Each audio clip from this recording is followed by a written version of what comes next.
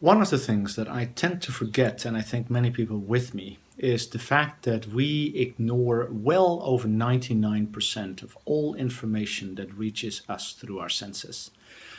There is a filter that causes us to focus our attention on certain things and to ignore the vast majority of other things. And that filter is something that doesn't just apply to human beings, it also applies to companies. Companies have a culture, and a culture basically defines a set of beliefs, a set of norms, a set of values, the things that people inside the company consider to be important. And that culture causes the organization as a whole, as well as the individuals within the organization, to focus on specific things and to ignore other things. And the problem is that in a world which is rapidly changing, the culture and the filter that companies use to focus on certain things and then ignore other things is almost always outdated. So how do you deal with a situation where you need to renew your culture, renew your set of norms, values, and beliefs about the world?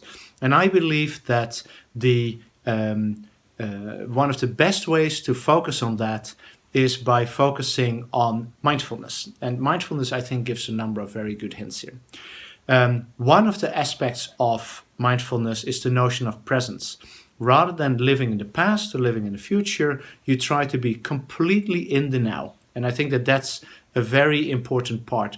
Just by being really present in a situation, are we able to evaluate it or experience it as it actually is.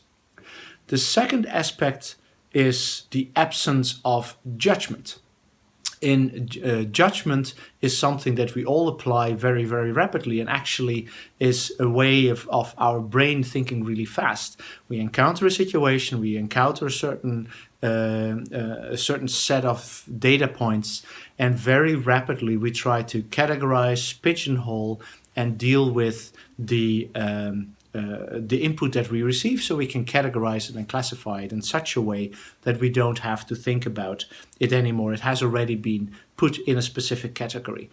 The absence of judgment is that you try to delay that notion of categorizing, clustering, and judging around something as long as possible. The third aspect is openness to new experiences. Even if you are present and even if you avoid judgment, it doesn't automatically mean that you are also open to engaging with those new experiences. And I think that that's very important both for individuals and for companies. It's not just about being open and seeing what is happening. No, you also actually need to engage with the new experiences in order to identify what is going on.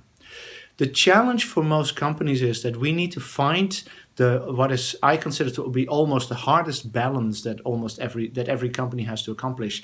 The balance between exploitation, that means working with the tools that we know work, that generate value, that pay the bills today, and exploration. Exploration is looking into uncharted areas, into new areas where we're trying to identify if there are new things available for us.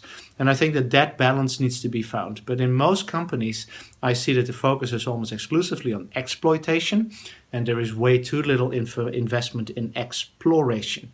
And what I believe is that because of that, the company culture that any company has is always behind the fact. It is always one step behind or two steps behind the culture, the set of norms, values, and beliefs that the organization would optimally benefit from at this point in time when if it would be using that. So what I believe is that your company culture is always wrong, and you really have to focus on evolving your culture as rapidly as possible in order to maintain competitiveness.